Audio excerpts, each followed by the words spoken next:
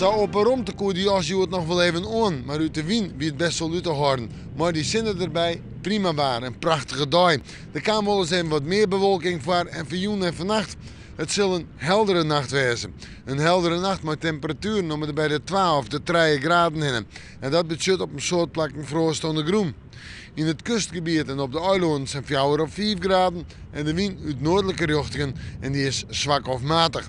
En dan morgen. Morgen wordt een dag mooi. Ja, ik wil weer flink wat zinnen. Ik wil eens een beetje bewolking en de temperaturen zijn 10 en 13 graden. De 12 of 13 graden op het verste loon, de 10 of 11 graden op de eiland en de wind nog heel tijd uit het koude noordoosten komend en die is matig en vrij krachtig.